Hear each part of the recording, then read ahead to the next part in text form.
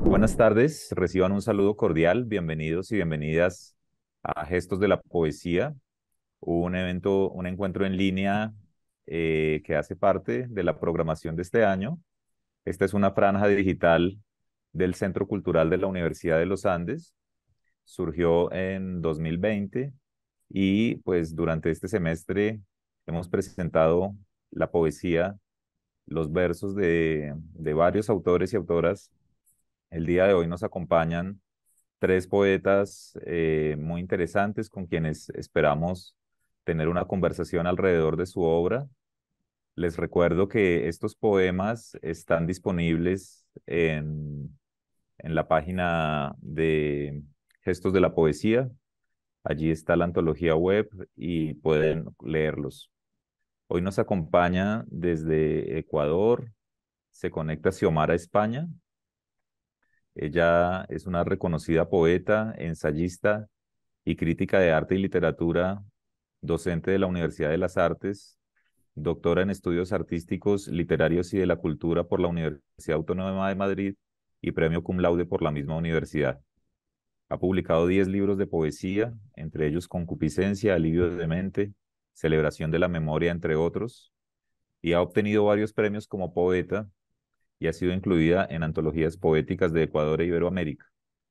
Parte de su obra está traducida al inglés, ruso, portugués, francés, árabe y japonés. Muchas gracias nuevamente, eh, poeta Xiomara. Es un gusto tenerte aquí el día de hoy en Gestos de la Poesía. Eh, También nos acompaña hoy Santiago Villalba Hernández. Él es poeta y videógrafo. Estudió literatura en la Universidad Javeriana. Su video Principio de Correspondencia fue proyectado en la sala E de la Cinemateca Distrital de Bogotá y participó en el ciclo de redistribución audiovisual de la Oficina de Interferencias con su video Carta a la Lluvia Carta a la Lluvia. En 2023 publicó el corto documental El artista de la fila. Ha sido también traductor, ha traducido ensayos de André Aciman y Michael Marder y también ha publicado poemas inéditos de Gary Soto en traducción suya en El Malpensante. Hace parte del equipo editorial de la Dirección de Lectura y Bibliotecas, encargado de crear la colección Bogotá Leer para la Vida. Muchas gracias, Santiago, por estar aquí el día de hoy. ¿En qué momento empiezan ustedes a interesarse por la poesía y a escribir poesía? Y también, ¿cómo ha sido, digamos, ese oficio de escritores desde ese momento?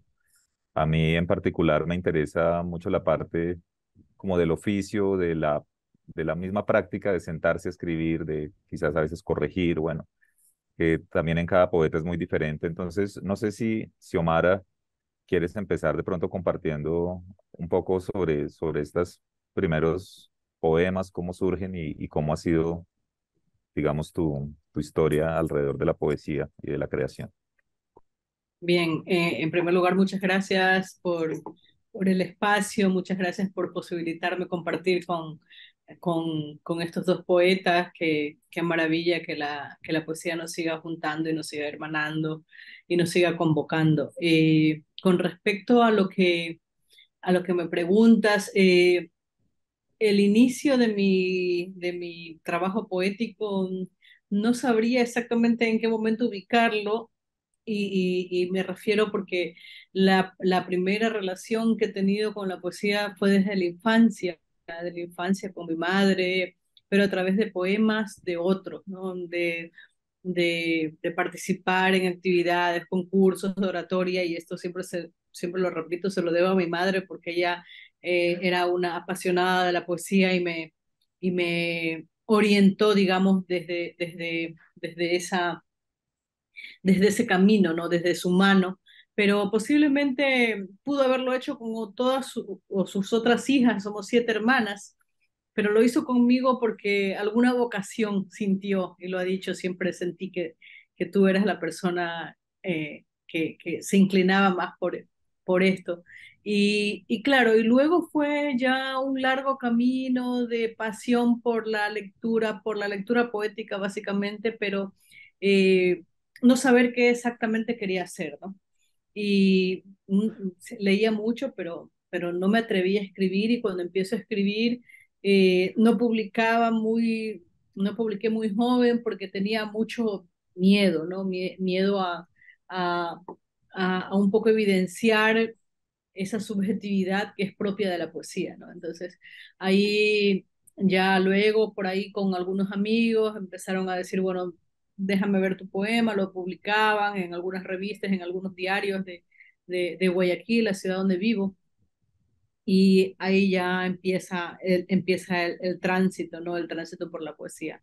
Ahora, en relación al allá, luego se vuelve una práctica habitual, ¿no? Como tú dices, este oficio de escribir, que es a veces un poco lo más complejo, porque en medio de todo eh, está la vocación siempre, ¿no? Palpitante, atravesando la vida cotidiana y encontrar esos espacios para el oficio, ya para el trabajo de depurar, de escribir, para mí es muy importante.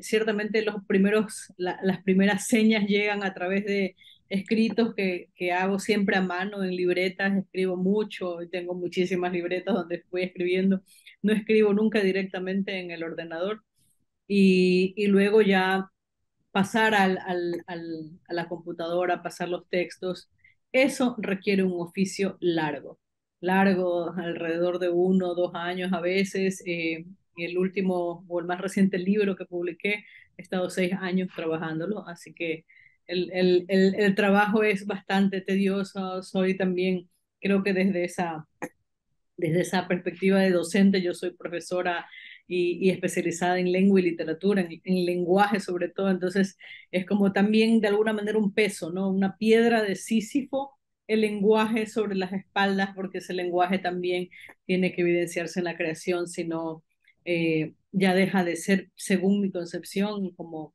ese lenguaje extraordinario que tiene que ser la poesía. Y algo de eso se siente, por ejemplo, en el primer poema que presentas para esta antología, que es Confesión, si no me equivoco, Sí. donde precisamente cuestionas el lenguaje y la manera de decir, bueno, pues ya podremos hablar de ello en un momento.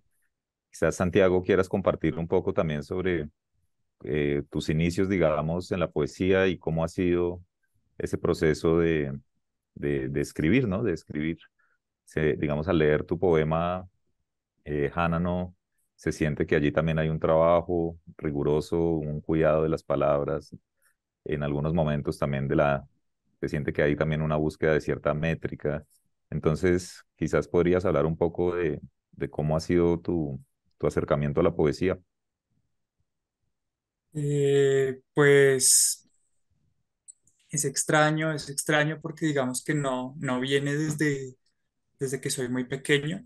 Eh, yo no, en verdad no leía mucho cuando era muy pequeño, pero bueno, luego como más adolescente empiezo a entrar como que entro en el libro de los mundos y de los libros. eh, y, y es como una entrada por el surrealismo, porque tengo este profesor de español que está obsesionado con el surrealismo. Nos dedicamos como él y otros amigos a explorar como a André Breton y a los poetas y las películas. Y en mi vida siempre ha habido pues muchas películas, ha habido mucho cine. Eh, entonces, bueno, ahí como que en esa exploración como que me doy cuenta de que quiero escribir, ¿no? Como que me gusta mucho escribir. Entonces entro a estudiar literatura y ahí tengo, digamos que es más bien es como un estrellón con la poesía, porque pues es básicamente estudiar la historia literaria, entonces empiezo leyendo, pues no sé, como desde literatura clásica y medieval y indígenas, precolombinas y como que el acercamiento resulta muy difícil porque estoy en un entorno como totalmente, digamos, intelectual, ¿no? De análisis y de crítica, pero todo el tiempo estoy leyendo mucha poesía durante esos años. Eh, pero pues finalmente yo como que conscientemente yo no me dispongo ni me propongo a escribir poesía. Me gusta mucho la narrativa y escribo cuentos, pero empiezo a hacer ejercicios como de éfrasis, ¿no? Como que me doy cuenta que hay algo en la descripción eh, escrita de las imágenes que me llama mucho la atención, como de abrir, como un poco de traducir lenguajes de la imagen visual a la imagen poética.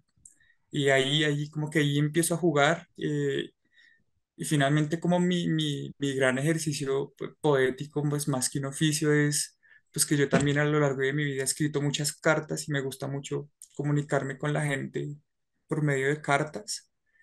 eh, y como que siento que es ahí cuando más surge como esta tendencia poética que tengo yo, que los poemas que escribo suelen surgir cuando me estoy dirigiendo específicamente a una persona. Eh, y como que bueno, igual así, pues así ha sido siempre y he hecho lo que yo hago, mis poemas y todo lo que escribo, finalmente los recojo en pequeños cuadernos y libros que yo armo y que son regalos para personas. Entonces, pues es un ejercicio muy íntimo, está como totalmente desprovisto de esta intención de que lo lean muchas personas. eh, y, pues es así, es realmente muy orgánico. Entonces, pues como oficio, nunca me lo he tomado tanto como un oficio, por ejemplo, como si lo he hecho con la narrativa. Eh,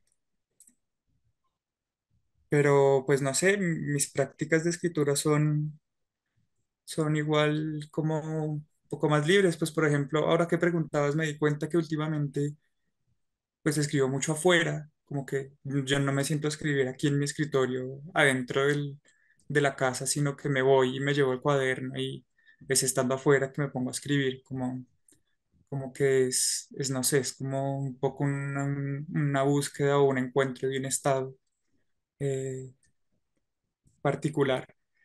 Y pues asimismo tampoco me siento en la tarea de corregir y cambiar y buscar palabras, sino que siento que es un poco más como de ritmo, como que uno repite ese ritmo y el mismo ritmo le va diciendo a uno, ¿no? Como que se oye y que se siente bien, como con el peso de las palabras. Y mira qué interesante todo lo que mencionas, porque todos son elementos que de cualquier manera se sienten en el poema que nos envías, ya que pues está cargado de muchas imágenes visuales. Al mismo tiempo hay muchos elementos oníricos que también pues rememoran digamos, esas experiencias con el surrealismo que mencionas y en general, digamos, la presencia del paisaje también me parece muy valioso. Todo lo que mencionas en realidad enriquece mucho la apreciación que se tiene de tu poesía. Entonces, pues, qué bueno que estás participando hoy aquí con nosotros y vamos a seguir hablando. Primero quisiera preguntarle a Xiomara algo que sentía en general en su poesía y es como una ruptura de la voz poética, ¿no? Está la voz del poeta propiamente tal, pero hay una voz poética que se manifiesta en los poemas. Y en tu caso, Xiomara, siento que esa voz poética no tiene, digamos, un género como tal, sino que también has jugado con las palabras de tal manera que al escribir no se siente, digamos, lo masculino o lo femenino propiamente tal, sino que hay como una ruptura y lo haces también desde los mismos pronombres. Entonces quisiera saber, pues, cómo ves tú esta idea y desde qué lugar se desenvuelve esa voz poética en tus textos, en tus versos. Sí, fíjate que es muy curioso lo que dices y gracias por tu atenta lectura. Normalmente se puede leer y no se detiene a veces la lectura en esos detalles, ¿no? Yo empecé un poco como en una acción lúdica con esto, que es a veces tan importante encontrar la voz, ¿no? Primero para todo escritor, para todo poeta particularmente es fundamental encontrar su propia voz. Y en algún momento yo jugaba un poco con el tema de las dinámicas que se ejercen a través concursos públicos o los concursos de poesía, ¿no? Y entonces empecé con un libro que se llama Construcción de los sombreros encarnados, música para una muerte inversa, escribiendo este libro en voz masculina, ¿no? Porque también este juego de géneros, ¿no? En los concursos y cuánto incide la masculinidad y la feminidad en estos temas. Y claro, este libro ganó un primer premio, ¿no? Un primer premio de poesía, y cuando el jurado llamó por teléfono pensaban que se trataba de un escritor hombre. Y fue bastante curioso porque no pensaban que era una mujer la que había escrito. Y entonces luego, ya como ejercicio constante, también como credo, como una forma de vincularme con quién soy dentro del espacio que habito, etcétera, entonces he trabajado mucho en esa idea de que se corten o se desterritorialicen esas ideas del lenguaje desde una voz única, ¿no? Si es la voz femenina o la voz masculina. Entonces, un poco sacarlo de esa zona es un poco complejo, se necesita trabajar mucho, pero dotar de género es muy fácil, ¿no? Pero quizás abrirse hacia otros espacios es mucho más complejo, y sin embargo ya a estas alturas creo que me siento un poco más cómoda, mucho más cómoda haciéndolo, porque también pienso que no somos seres humanos eh, que estamos aislados o que solamente nos podemos denominar o autoidentificar con un género específico, ¿no? Somos un todo, ¿no? Somos parte de una cosmogonía completa. Y al Entonces, mismo tiempo también es un ejercicio político, ¿cierto? En la medida en que también como que esas categorías ya pierden ese peso y como ese carácter estático. absolutamente, absolutamente. Es una acción política y poética. Creo que el arte tiene que servir también, pues, tiene que de alguna manera ponerse al servicio, no desde una visión desde el compromiso social, sino también desde dar testimonio de un tiempo, una época que nos interesa a nosotras ahora decir y cómo decirlo. Entonces también es un momento importante para salir de esa zona de confort y ubicarnos también en el puesto y en los zapatos del otro y de las otras, para hablar con una voz que pueda ser integradora. Muchísimas gracias, Xiomara, muy interesante todo lo que nos has contado y pues invitar nuevamente a las personas que se conectan para que lean los poemas de Xiomara España, poeta ecuatoriana que nos acompaña hoy. Ahora hablando justamente de la voz poética y de cómo, por ejemplo, en la poesía de Xiomara no hay claro, digamos, un género propiamente tal desde el cual se está, digamos, expandiendo el poema. En tu poesía se siente también que la voz poética en algunos momentos se hace una con el paisaje. Es lo que yo llegué a sentir por algunos momentos en que tanto no se sabe, pues tú mencionabas hace un rato que te gustan mucho las cartas y en este poema Hanano también se siente esta interpelación amiga mía permanentemente, pero también hay algunos puntos, pues es la belleza de la poesía y del lenguaje en que hay como un desdoblamiento, me parece.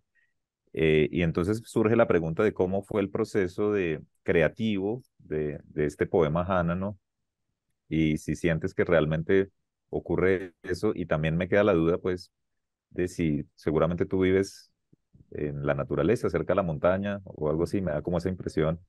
Entonces, ¿de qué manera surge este poema y si realmente sientes que hay como ese desdoblamiento en el paisaje o en la naturaleza, en los sonidos, no sé? Sí, bueno, Edgar, pues muchas gracias porque es igual, tu pregunta pues me ha hecho pensar algunas cosas pues muy importantes sobre el proceso creativo del poema. Pues todo surge a raíz de un viaje que hice al Golfo de Tribugá, en el Chocó, que pues es una selva súper, súper espesa, y es la selva y el mar. Es como un lugar muy, muy abrumador en el que, no sé, como que por lo general uno tiene esta idea de que el paisaje es un lugar al que uno como que sube a un mirador para ver, ¿no? O se aleja un poco de todo para ver un paisaje, pero esto es, pues en la selva no hay un espacio para mirar desde lejos, es como que todo es el paisaje y todo está encima. Eh, y pues definitivamente, pues ese viaje fue muy importante porque ese es el viaje que hice allá, pues allá donde yo fui está el Monte Jana, ¿no? Que es, pues, es una montaña real. Eh, y bueno, lo que es importante que pues es que yo voy con mi novia, con mi compañera, eh, y pues es un viaje muy importante, es muy increíble, ella me lleva, es como que ella me lleva a conocer allá. eh, y resulta muy importante que sea un viaje porque pues no es algo como que yo ya llevaba mucho tiempo preguntándome y como trabajando sobre el viaje, como y las implicaciones que el viaje tiene en una persona. Eh, bueno, trabajé en un ensayo que se llama El viaje vertical y es como una propuesta eh, en la que empiezo a comparar diferentes libros sobre viajes y estoy como buscando, como tratando de averiguar como cuáles son las implicaciones de cuando hay un movimiento horizontal, como físico horizontal sobre la geografía, pero al mismo tiempo yo percibo que hay un movimiento vertical, ¿no? Como que hay una profundización de la conciencia, una profundización de la manera de habitar la Tierra en el momento en el que uno está cambiando de geografías y cambiando de paisajes todo el tiempo. Eh, y entonces, pues es muy chévere lo que dices de que la voz de repente se confunde con el paisaje, porque creo que hay algo muy importante cuando uno está viajando y cuando está como viajando desprovisto de, pues, de muchas cosas, y es que uno empieza a intercambiar cualidades con los entornos, ¿no? Entonces uno empieza a darle de sus cualidades personales a los paisajes y empieza también como a recibir esas cualidades de los paisajes en uno. Entonces, como bien tú dijiste, es casi como un desdoblamiento, ¿no? Como que uno empieza a desidentificarse mucho de uno mismo, empieza a volverse como estas cualidades paisajísticas de una montaña o de unos árboles o de unas hojas o de unos animales. Eh, y, pues eso me parece pues maravilloso, me llama mucho la atención y me gusta que lo menciones porque como que si bien no, digamos que yo no empecé a escribir con esa intención, me alegra mucho que haya ido hacia allá porque finalmente hubo un intercambio importante entre un paisaje y yo, y además, pues después de ese intercambio, como que logró transmitirse como en este estado de la poesía, que me pareció un estado como una forma pues súper adecuada para ver, ¿no? Como esas transformaciones de los seres, pues porque un poco lo que estoy diciendo es que uno se transforma en selva y la selva se transforma en uno, en tanto que uno va caminando por ella. Eh, entonces, pues es como eso, como que el proceso es muy importante Ahí precisamente por el viaje.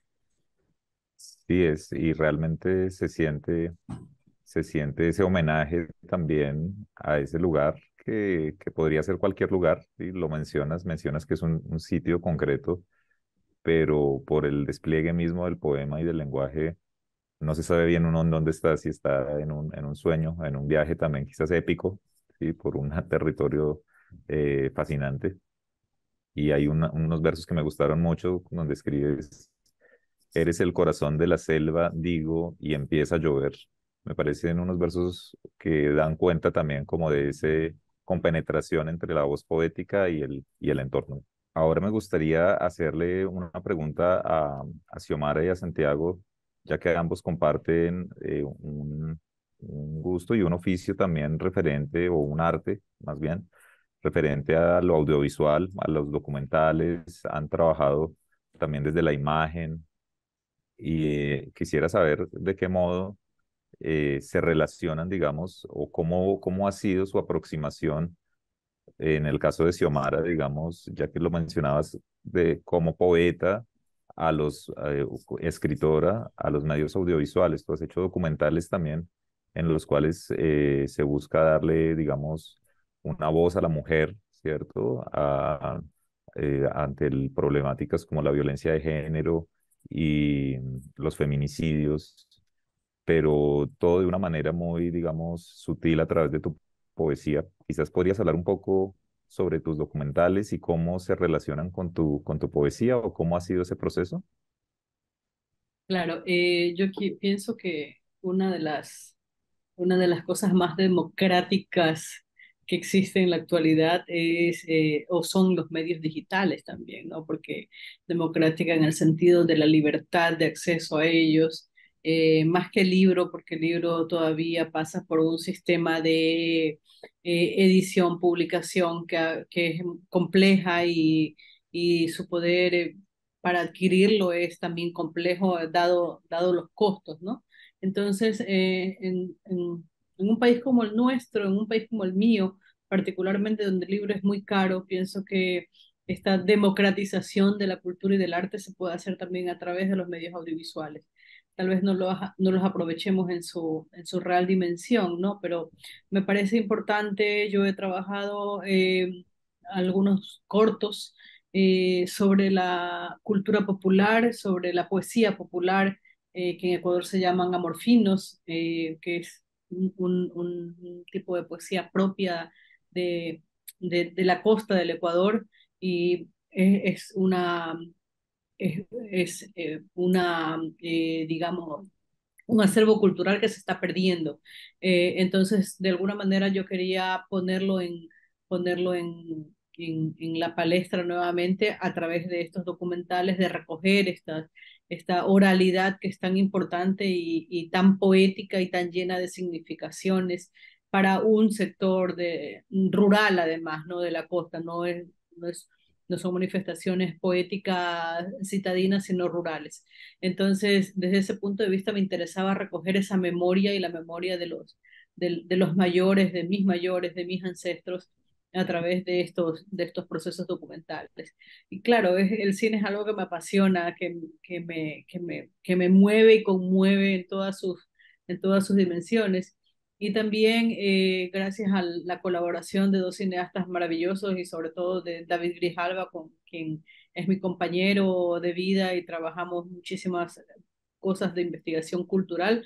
Hicimos este reciente corto que, que da cuenta a través de la poesía de mi más reciente libro que se llama Cuerpo Presente, de femicidios y transfemicidios en el Ecuador. Eso que la política pública calla, esconde y que no quiere que se nombre, ¿no? También creo que a través del audiovisual es más fácil que llegue hacia espacios diversos, colectividades de mujeres. No sé si sería adecuado decir darles voz a quienes no tienen voz, pero de alguna manera contribuir, porque es un tema que nos denigra como sociedad, como seres humanos, ¿no? El tema de los asesinatos de mujeres en Ecuador y en el mundo, en América Latina en particular, y por lo tanto creo que es una forma de contribuir hacia esa erradicación total de la violencia de género y si se puede hacer con el corto, con el audiovisual y pueda llegar a más personas que es la idea, porque el audiovisual tiene muchísima más posibilidad de llegar a otros rincones y espacios diversos y a personas diversas, pues bueno, ahí hay un granito de arena como contribución. Sin duda es muy valioso el aporte que estás haciendo también desde lo audiovisual a, pues, ante todas estas, digamos, circunstancias que mencionas y cómo se entretejen también con tu propia poesía es fascinante, ya que, por ejemplo, en este poema Mía también es toda una como reivindicación del propio cuerpo, del propio ser femenino. Entonces, pues es muy interesante todo lo que señalas e invitamos a las personas para que pues, busquen tu obra también audiovisual en las redes, que hay varios documentales allí. Bueno, Santiago, no sé si quieras hablar también un poco sobre cómo ha sido ese tejido entre imagen y poesía. Ya lo hemos tocado un poco desde la poesía, pero también desde la imagen. Quizás puedas hablarnos. Sí, pues a mí me interesa mucho la imagen también como un medio, ¿no? Como un medio para hacer lo mismo que uno hace con la poesía, ¿no? Para profundizar, para preguntarse. Eh, Utilizo el video también como un diario, como correspondencia, porque también hago cartas audiovisuales, sostengo correspondencias audiovisuales con otras personas. Entonces a mí me interesa mucho la imagen en movimiento, pues desde precisamente como desde su forma y como un medio más para explorarse, ¿no? Para explorar uno su profundidad y eso pues definitivamente me ha llevado, pues por un lado, eh, como a entablar esta relación con el, digamos, el cine o el audiovisual, que más que, como que lo que quiero es tratar de desnudarlo un poco de todo su andamiaje industrial y toda la cosa gigante que también implica hacer cine. Y hacer un ejercicio audiovisual, pues precisamente como mucho más íntimo y mucho más cercano, aprovechar lo que decía Xiomara de la democratización, ¿no? Como que muchas personas en el mundo ahora tienen acceso a una cámara y por qué no usar esa cámara también como una herramienta y un dispositivo eh, expresivo tan poderoso como un poema. Eh, y en definitivamente, pues me gusta mucho la imagen en movimiento precisamente porque logra condensar esta cosa del viaje, ¿no? Y porque trabaja con tiempo. Entonces, pues es como una relación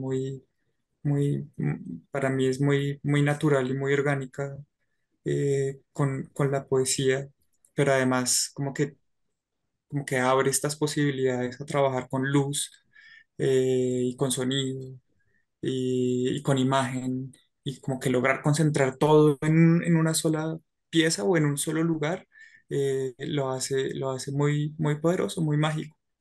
Muchas gracias, Santiago, por tus palabras. En efecto, digamos que también los medios contemporáneos han permitido transgredir muchas, digamos, límites aparentes entre los géneros y las artes, ¿no? Me parece que entre los géneros literarios, por ejemplo, la microficción ha encontrado, digamos, un diálogo con artes visuales. Me parece que también eso es algo interesante, como la poesía en realidad es algo que trasciende quizás la misma escritura en el papel, sino que puede manifestarse también en una película. Entonces ya estaríamos hablando también de lo poético como tal. Pues quisiera también, pues ya como cerrando y con algunas palabras, Xiomara y Santiago mencionan qué significa o qué evoca para ustedes esta idea de gestos de la poesía. Esta es una pregunta que solemos hacer siempre en los conversatorios. El origen de esta es un verso de una poeta, Francia Goenaga, con quien se surgió esta franja poética, Gestos de la Poesía. Entonces, pues creo que hemos de alguna manera tocado el tema todos durante esta sesión, pero no sé si Xiomara quiera compartir de pronto algo al respecto. Bien, bueno, me parece que todo lo que tenga que ver con los gestos del arte es inherente al ser humano desde el principio de los tiempos, ¿no? Pienso en esos primeros gestos de los hombres o mujeres en las cavernas pintando y tratando de reconocerse a través de una expresión artística, encontrar ese yo, y creo que ahí está el primer gesto humano, ¿no? El gesto de encontrarse, identificarse, buscar, hurgar en un qué soy más allá de esto, ¿no? Y la poesía es ese gesto primigenio que nos une y que es la palabra, ¿no? La palabra poética y la palabra dicha desde no solo desde la poesía, sino desde la vida, también entraña poesía, también entraña una sensibilidad enorme. Me parece muy bello el texto que leías, no lo conocía, no sabía de dónde había surgido el nombre, pero me parece como tan decidor y tan relevante que lo tenga este espacio porque posibilita pensarlo, ¿no? Y pensarnos también, que a veces es lo más difícil pensarnos como seres humanos, como sociedad, como un todo y no como individualidad. Gracias, Xiomara. No sé, Santiago. Sí, eh, pues yo lo veo en términos de imagen y pienso en cómo se ven las fotos borrosas cuando uno toma una foto y movimiento, que finalmente uno no puede capturar un movimiento en una imagen estática y lo que se ve es pues precisamente un gesto. Entonces pienso en los gestos de la poesía como el ejercicio, ¿no? El ejercicio de lo poético, que es como tratando de capturar un movimiento que igual aparece un poco deformado finalmente en la imagen, ¿no? Es como que es un gesto que llama a algo más, pero ese algo más suele ser invisible, suele ser no capturable, y ese gesto es solo como su sugerencia. Entiendo, gracias, Santiago. Bueno, pues solo me queda agradecerles, Xiomara, Santiago, Paulame, muchas gracias. Thank you very much. Es un gusto poder compartir con ustedes, haber podido estar aquí.